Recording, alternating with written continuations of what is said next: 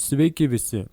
Ką žinome apie spontaninę remisiją? Medicina tai vadina stebuklu. Gydytojai nuleidžia rankas, kai mirtina liga išnyksta be pėdsakų. Jie sako, mes nežinome, kaip tai nutiko. Jums tiesiog pasisekė, bet kas jei tai nesėkmė? Kas jei jūsų kūnas iš prigimties suprojektuotas taip, kad įjungtų šį procesą pirštų spragtelėjimu? Šiandien mes apversime jūsų supratimą apie sveikatą ir dvasingumą. Mes papasakosime jums tai, apie ką tyli mokyklose ir ligoninėse. Pasiruošę sužinoti, kaip iš tikrųjų veikia jūsų biologija, tuomet klausykitės įdėmiai. Mūs priprato mąstyti linijiškai.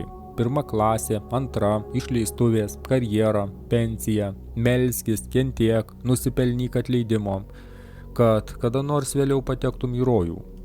Mes įsivaizduojame gyvenimą kaip begalinės kopėčias, kuriomis reikia ropštis aukštyn link Dievo. Bet tai iliuzija. Daugiau nei 80% žmonių tiki, kad Dievas yra kažkur ten, viršuje, o mes čia, apačioje. Ir norint susijungti su siela, reikia praeiti ilgą išbandymų kelią. O dabar įsivaizduokite, kad visą šį laiką žemėlapis buvo apverstas. Kas jei kopėčios ne vienos? Kas jei jokios gėrio ir blogio kovos už jūsų sielą, kaip senoviniuose paveiksluose su angelu ir demonu ant pečių, neegzistuoja? Senovės metafizinės žinios teigia, dualumas tai ne kova, tai tiesiog dviejų lygiagrečių realybių buvimas. Įsivaizduokite dviejas kopėčias, stovinčias greta vienos kitų. Pirmosios tai jūsų žmogiškasis gyvenimas, jūsų asmenybė, jūsų ego. Antrosios tai Dievo kopėčios, jūsų siela, jūsų aukštesnysis aš. Jums visada sakė, kad iki antrųjų kopėčių reikia augti metai iš metų, tačiau tiesa šokiruojam savo paprastumu. Antrosios kopėčios visada stovi pirmame aukšte. Jos yra tiesiog čia, kiekvienoje jūsų ląstelėje. Atstumas tarp jūsų ir dieviškojo išgijimo ne meditacijos metai, o rūkomojo popieriaus storės.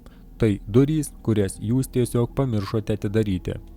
Spontaniška remisija įvyksta būtent tuo momentu, kai šios dviejos kopėčios susilieja.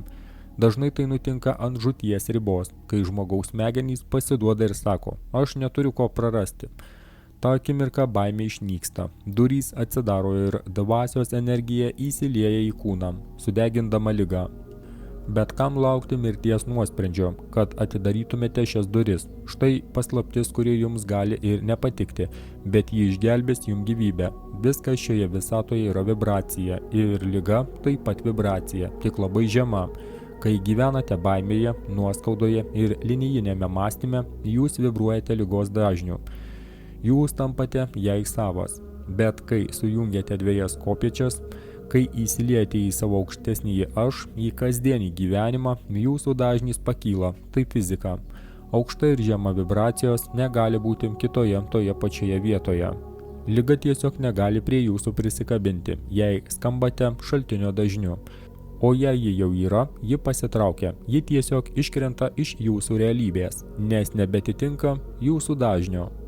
Kas trukdo mums palaikyti šią aukštą vibraciją? Informaciniai nuodai, naujienos, gąsdinančios antraštės, baimė, kurią mums parduoda 24/7, tai verslas iš jūsų energijos, tai sąmokslas, kurio tikslas ne jūsų sveikata, o jūsų piniginė ir jūsų paklusnumas. Norite išgijimo? Pirma taisyklė – filtruokite ateinantį srautą. Baimė žemina vibracijas, o sąmoningumas didina. Pamirškite tai, ko jūs mokė. Jei tai kelia baimę, paklauskite savo vidinio aš, kur yra tiesa. Nustokite ieškoti atsakymų pas gurų ir politikus. Atsakymas yra jau jūsų viduje, už tų pačių durų. Jūs čia neatsitiktinai. Jūs ne aplinkybių auka ir ne tiesiog biologinis organizmas. Jūs esate tai, ką ezoterikai vadina sena siela. Jūs atėjote į šį pasaulį būtent dabar, didžiojo perėjimo metu, kad prisimintumėte, kas esate. Uždanga tarp pasaulių plonėja. Ji yra jūsų viduje ir jūsų DNR. Ir dabar pats metas ją nuplėšti. Jums nereikia niekur eiti ir ničnieko pasiekti. Jums reikia tiesiog sustoti, iškvėpti ir atidaryti duris, kurios visada buvo šalia. Susiliejimas su jūsų dieviškuoju šaltiniu tai ir yra vaistas nuo visų ligų. Galbūt būtent šių durų jūs taip ilgai ieškojote. Ir galbūt jos niekada nebuvo uždarytos. Jei tikite, kad sąmonė ir vidinė būsena geba daryti įtaką mūsų gyvenimui ir palaikyti kūną, parašykite komentaruose.